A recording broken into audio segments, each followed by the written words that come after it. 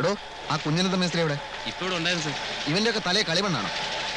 2 ദിവസം ഞാനൊന്ന് മാറിയപ്പോഴേക്ക് ഇതാണ് സ്ഥിതിയെങ്കിലേ ഇവനൊക്കെ മേസ്ത്രി എന്ന് പറഞ്ഞ് നടക്കുന്നതെന്തിന്?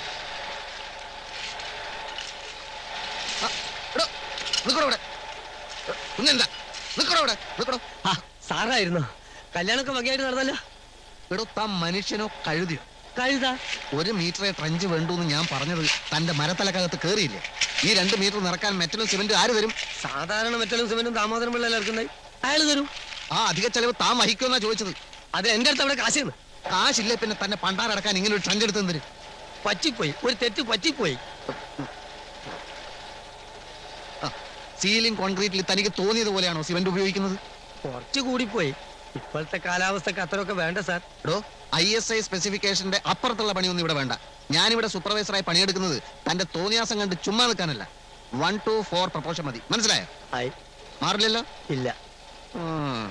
പിന്നെ ആ ദാമോദരമുള്ള ഒരു കാര്യം പറഞ്ഞിരുന്നു. എന്ത് കാര്യം? താൻ പറയടോ. അല്ലേ വേണ്ട, പിന്നെ പറയാം. പറയാൻ ഗുണമുള്ള കാര്യാണ്.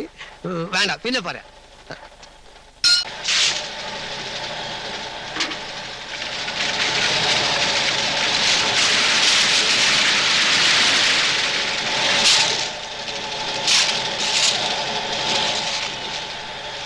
സ്റ്റീൽ ഗേറ്റിന്റെ ഡിസൈൻ കിട്ടിയോ?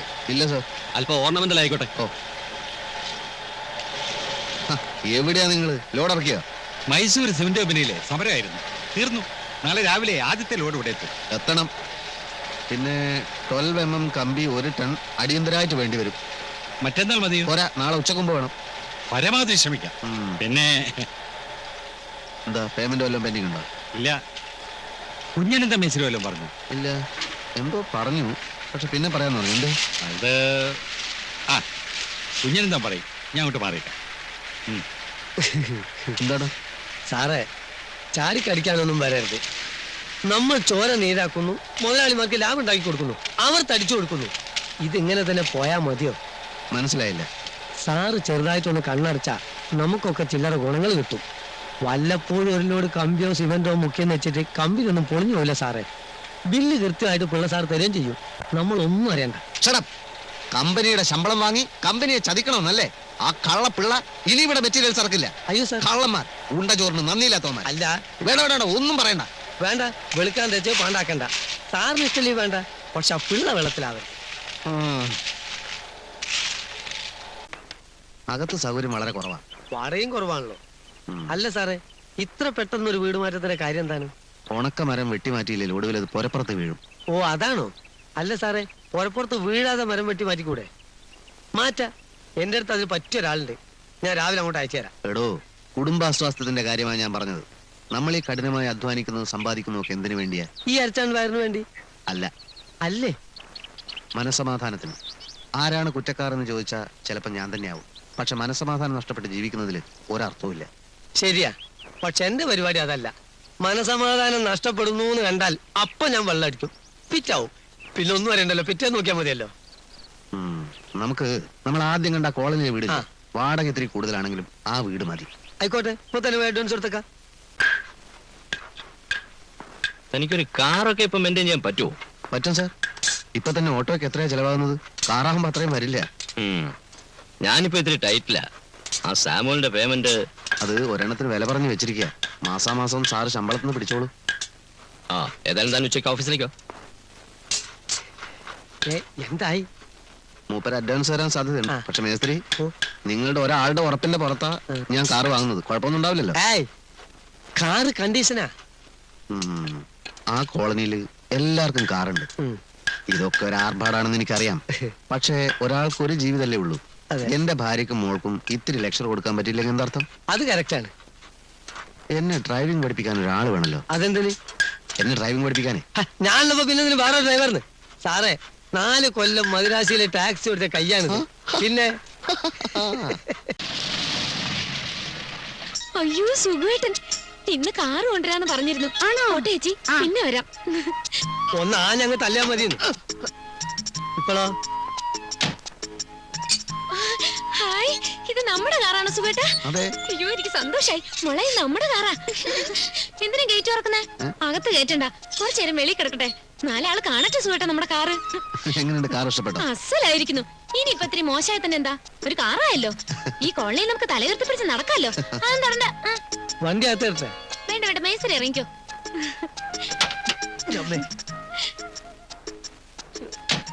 ഇതിന്റെ എഞ്ചിൻ ഇപ്പം നാട്ടിൽ കിട്ടൂല. ആണോ? പിന്നെ അതുപോലെ ബോഡി തീരെ കിട്ടൂല. ഒരുമാതിരി വണ്ടിയൊന്നും മാരുതി. ആ ഒരുമാതിരിപ്പെട്ട വണ്ടി മാരുതി ആ ഇതിനോടൊക്കൂല. ദേ ഞങ്ങള് പുതിയ കാറ് വാങ്ങി. പുതിയതല്ല. അങ്ങനെ പറഞ്ഞാ മതി. പുതിയതോ? ഇതോ? അതെ, പുതിയ ഏത് കാറിനേക്കാളും ഉറപ്പുള്ള വണ്ടി അത്. മാത്രല്ല ഇതിന്റെ ബ്രേക്ക് ചവിട്ടിയാ ചവിട്ടോർത്ത് നിൽക്കും. പിന്നെ മറ്റുള്ള വണ്ടിയൊക്കെ ഇവിടെ ബ്രേക്ക് ചവിട്ടി ആകാശത്ത് പോയിട്ട് നിൽക്ക. താൻ ഏതാ? ഈ തല്ലിപ്പുള്ളി വണ്ടി എഞ്ചിനീയറുടെ തലയിൽ കെട്ടിവെക്കാൻ വന്ന ബ്രോക്കർ ആയിരിക്കും. ബ്രോക്കറോ? ഞാനോ? ആരാ എഞ്ചിനീയർ? മേസ്തിരി വണ്ടി എടുത്ത് അകത്തിടും. സാറിന് ആരെങ്കിലും ചുമ്മാ തന്നായിരിക്കും അല്ലേ? ചുമ്മാ തരേ. ഇതേത് മോഡലാണെന്ന് അറിയോ? ഏതായാലും ഇന്ത്യക്ക് സ്വാതന്ത്ര്യം കിട്ടുന്നതിന് മുമ്പുള്ള മോഡലായിരിക്കും. സൂക്ഷിച്ച് സംസാരിച്ചില്ല എന്റെ വിധമാറും. ആളാരാണെന്നൊന്നും ഞാൻ നോക്കൂല. Mind your words, okay? ഒന്ന് പോയേ. ആരാ ഇയാള്? എന്നെ നിനക്ക് മനസ്സിലായിട്ടില്ലല്ലേ? ഒറ്റയടിക്ക് 14 കഷാക്കി കളയും ഞാൻ. വിരലി കൊണ്ട് സംസാരിക്കരുത്. ആഹാ. മേസ്ത്രി, മേസ്ത്രി, മേസ്ത്രി ഇങ്ങോട്ട് വന്നേ. മേസ്ത്രി ഇങ്ങോട്ട് ഉയ് വന്നേ. കൊച്ചം. വഴക്ക് വേണ്ട മേസ്ത്രി, ക്ഷമിച്ചുകളാ. അയാൾ കറാട്ടൊക്കെ പഠിച്ചിട്ടുള്ള ആളാ. എന്ത് വരാട്ടെ, അതാള് വീട്ടിൽ മതി. എന്നാലും ക്ഷമിച്ചുകളാ. മേസ്ത്രി വണ്ടി എടുത്ത് അകത്തോട്ട്, എന്നിട്ട് കാലത്ത് വാ. എനിക്ക് ഉടനെ ഡ്രൈവിംഗ് പഠിക്കണം. അതൊക്കെ ഞാനേറ്റ്. ഈ മാതിരി ആളുകൾ നമുക്ക് പറ്റും. പറ്റൂല പറ്റൂല പറ്റൂല.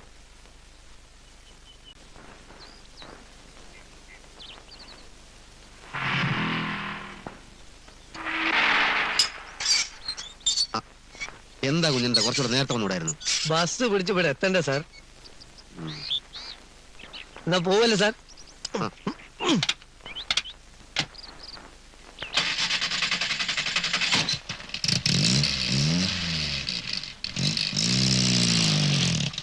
നിർത്ത് നിർത്ത്.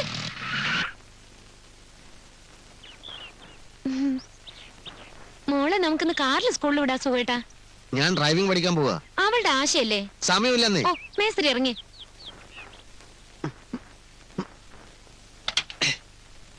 കേറ് മോളെ.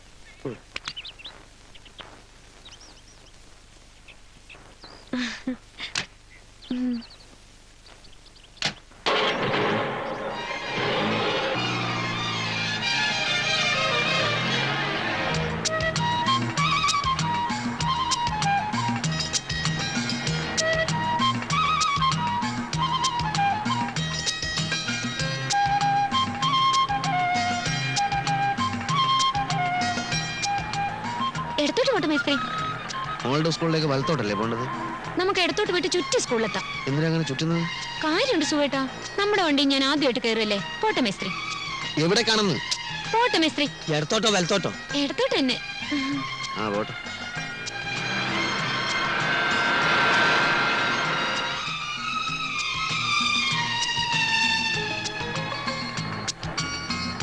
മേസ്തിരി ആ കടയുടെ മുമ്പിൽ ഒന്ന് നിർത്തേ. എന്തിന്? ആ നിർത്ത് നിർത്ത് നിർത്ത്. നിർത്താന്ന്? നിർത്ത് ഇവിടെ തന്നെ. എന്തിനാ? ഒരു മിനിറ്റ് സുഖേട്ടാ. എന്ത്? ഒന്ന് ഇറങ്ങി. എന്തിനാണെന്ന്? ഒന്ന് ഇറങ്ങി സുഖേട്ടാ.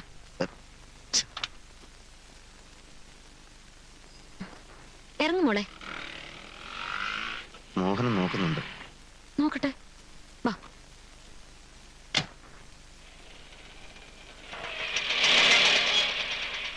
മൂക്കൊന്ന് അളവെടുക്കണം ഉടുപ്പ് വയ്ക്കാൻ. ആ.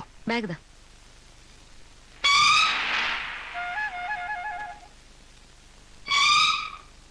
ഇറക്കം ഇത്രയും മതിയോ? ആ മതി. കാഞ്ചന സമയമില്ലട്ടാ. കുറച്ച് കാത്തു നിന്നൂടെ? ബസ്സല്ലല്ലോ ഇത്, നമ്മുടെ കാറല്ലേ. നമ്മള് കാശ് കൊടുത്ത് വാങ്ങിച്ച നമ്മുടെ കാറിന് എന്നെ കുറച്ച് വെയിറ്റ് ചെയ്യാം. സാറിന് അഞ്ചനല്ലേ? ആ. മമ്മി ദാ ചെറിയച്ഛൻ. മിണ്ടായിരിക്കും അവിടെ. തുണി എവിടെ? തുണി? ആ തുണി ഇപ്പൊ കൊണ്ടുവരാം.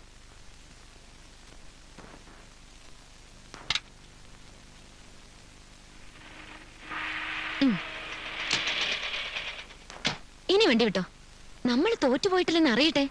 സ്വന്തം കാറും ഒക്കെ ആയി സുഖമായിട്ടാ ജീവിക്കുന്നെന്ന് മനസ്സിലാക്കട്ടെ. എന്ത്? ചാട്ടാവുന്നില്ല. ചാട്ടാവുന്നില്ല. ഈശ്വരാ, ശരിക്കും നോക്ക് മേസ്ത്രി. സ്റ്റാർട്ട് ആവാൻ ഞാൻ നാണക്കേടാ. ഞാനിപ്പോ എന്ത് ചെയ്യാനാണ്? ഒരു രക്ഷയില്ല.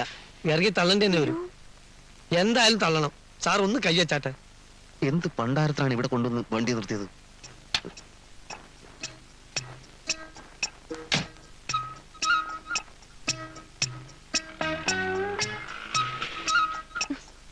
അയ്യോ ഈശ്വര, ആരെയാണോ കണിയേണ്ടത്? ചേച്ചും കൂടി ഇറങ്ങി തള്ളേണ്ടി വരുന്നാ തോന്നണേ. പറ്റില്ല, അങ്ങനെ നാണക്കട എനിക്ക് വയ്യ.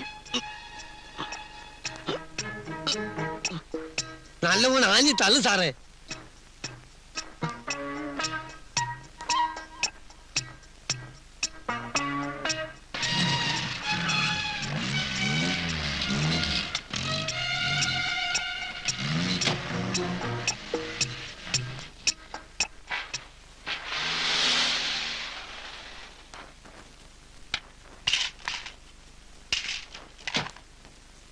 സൂപ്പർവൈസർ സുകുമാരനോട് വന്നോ? ഇല്ല സർ. ഇല്ലേ? ഇല്ല, വന്നില്ല. ആ മേസ്ത്രിയോ? രണ്ടുപേരും കണ്ടില്ല. Useless fellows. ഒരു ഉത്തരവാദിത്വ ബോധമില്ല. 100 കൂട്ടം പ്രശ്നങ്ങളുള്ള ദിവസമാണ്. യവന്മാർ ഇത് എവിടെ പോയി കിടക്കുന്നു? സ്റ്റാറിങ് നേരെ പിടിക്കും.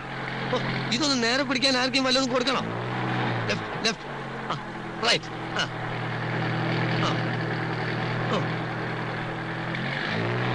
എന്റെ അമ്മേ, സാറേ അനാവശ്യമായിട്ട് സ്റ്റാറിങ് അങ്ങോട്ടും ഇങ്ങോട്ടും വെട്ടിക്കരുത്. കുഴി, ഒരു ചെറിയ കുഴിയുണ്ട്, പേടിച്ചാ വലിയ കുഴി വന്നാൽ എന്ത് ചെയ്യും? ആ സെക്കൻഡിലിടും, കാണട്ടെ. ഇതെന്താ പറിച്ചിട്ടാണല്ലോ പരിപാടിയാ? ദേ ഞാൻ പറഞ്ഞിട്ടുണ്ട് ഗിയർ മാറുമ്പോ ക്ലച്ച് അമർത്തണമെന്ന്. അപ്പൊ ആക്സിലേറ്ററോ? അത് പിന്നല്ലേ. ഓ, ഈ നടുവിലുള്ളതാണോ ക്ലച്ച്? എത്ര പ്രാവശ്യം ഞാൻ പറഞ്ഞിട്ട് താഴോട്ട് നോക്കരുതെന്ന്. പിന്നെ ക്ലച്ച് ഏതാണെന്ന് അറിയണ്ടേ? ക്ലച്ച് നിങ്ങളെ കാലിന്റെ ലെഫ്റ്റ് ആണ് ഞാൻ പറഞ്ഞില്ലേ? ഓ, അത് ശരി. അപ്പൊ ക്ലച്ച് ഇടുമ്പോ ഗിയർ അമർത്തണം അല്ലേ? പണ്ണാൻ കട്ട. ക്ലച്ച് കുഴിച്ചിടുമ്പോ ഗിയർ വലിച്ചൂരെടുക്കണം. അപ്പൊ ബ്രേക്കോ? ബ്രേക്ക് ഇടുന്നതെല്ലാം കൂടി പണ്ടാൻ അടിക്കാൻ ശേഷം. ഇത്ര ബുദ്ധിയില്ലാത്തൊരു മനുഷ്യൻ എങ്ങനെ പഠിപ്പിച്ചെടുക്കാനാ? അധികം ചൂടാവൊന്നും വേണ്ട. JK കൺസ്ട്രക്ഷൻസിലെ ഒരു സൂപ്പർവൈസറാണ് ഞാൻ. താൻ എന്റെ കീഴിൽ പണിയെടുക്കുന്ന വെറും ഒരു മേസ്ത്രി, അത് മറക്കരുത്. അങ്ങനെയാണെങ്കിൽ നിങ്ങൾ ഇഷ്ടം പോലെ അങ്ങോട്ട് ഓടിച്ചോളി. നിങ്ങളോ? അല്ല, സാറിന് തോന്നിയല്ല അങ്ങ് ഓടിച്ചോ. ഞാൻ ഓടിക്കും. ഞാനേ പോളിടെക്നിക്ക് പഠിച്ചതാ. യന്ത്രങ്ങളുടെ പ്രവർത്തന രീതിയൊന്നും താൻ എന്നെ പഠിപ്പിക്കണ്ട. അതിനാരെതിരെന്ന് എങ്ങനെ വേണേലും നിങ്ങൾ, അല്ല സാറ് തന്നെ അങ്ങോട്ട് ഓടിച്ചോ. ആ, ഞാൻ ഓടിക്കാം.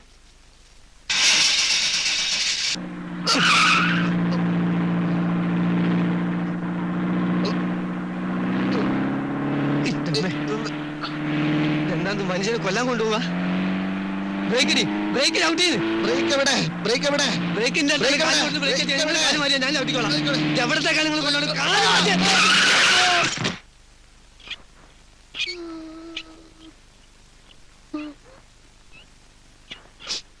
പതുക്കെ പതുക്കെ.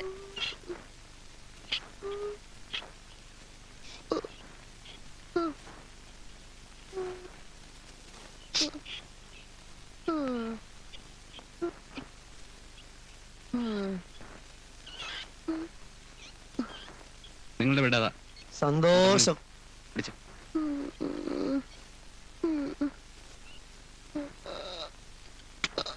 ഒന്ന് പിടിച്ച്. പതുക്കെ.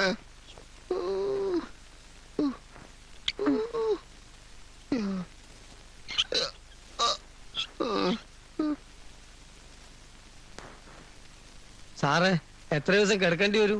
ഡോക്ടർ പറയും. മതി, തിരക്കില്ല. കിട്ടേണ്ടത് കിട്ടിക്കഴിഞ്ഞാ തോന്നേണ്ടത് തോന്നാൻ ഇത്തിരി സമയം നല്ലതാ. അല്ല, മീൽസ് ഒക്കെ ഇവിടെ സപ്ലൈ ഇല്ലേ? ഊണേ. ഇതെങ്ങനെ മേസ്ത്രി ഉണ്ടായത്? ഞാൻ ഈ പോളിടെക്നിക്കിലൊന്നും പഠിച്ചിട്ടില്ലല്ലോ. അതുകൊണ്ട് ഈ യന്ത്രത്തിന്റെ പ്രവർത്തനം ഒന്നും എനിക്ക് ഇഷ്ടമല്ല. അങ്ങനെ സംഭവിച്ചാ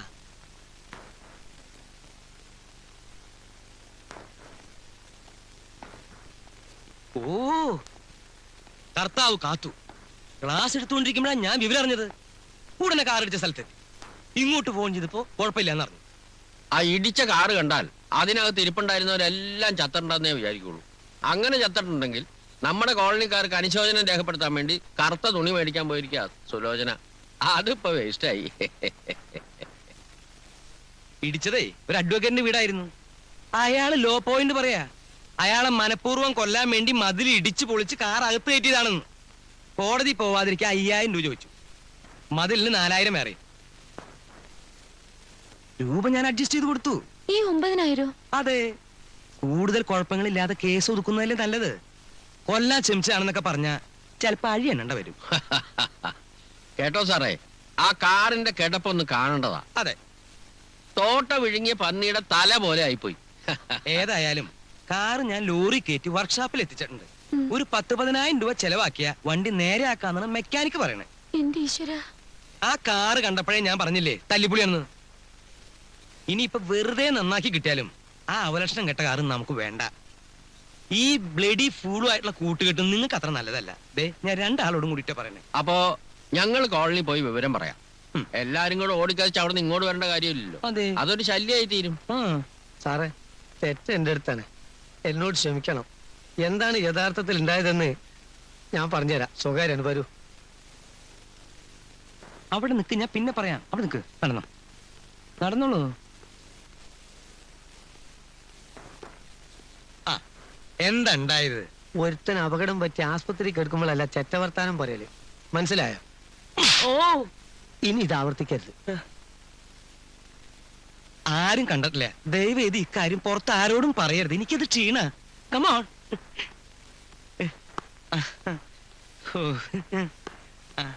അതെ, ഞാൻ വിചാരിച്ച പോലെ ഒന്നല്ല കേട്ടോ. ഇയാളാള് വളരെ ഡീസന്റാ. തകരാറ് കാറിന്റെ ഒന്നല്ല. കാറ് നല്ല ബെസ്റ്റ് കാറാ. ഞങ്ങൾ പോട്ടെ. പോട്ടെ എന്നാ. വാ ചേട്ടാ. വരട്ടെ. ഓ,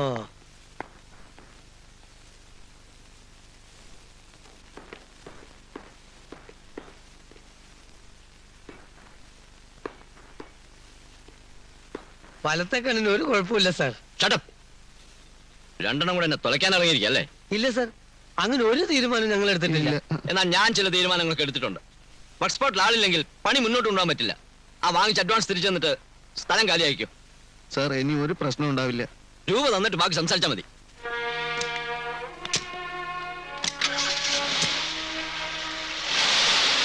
മഹാഭൂർഷാസിയാണ്. തൊഴിലാളികളോട് യാതൊരു കരുണയില്ലാത്ത ഇയാളോടൊന്നും ആത്മാർത്ഥത കാണിക്കേണ്ട ഒരു കാര്യമില്ല.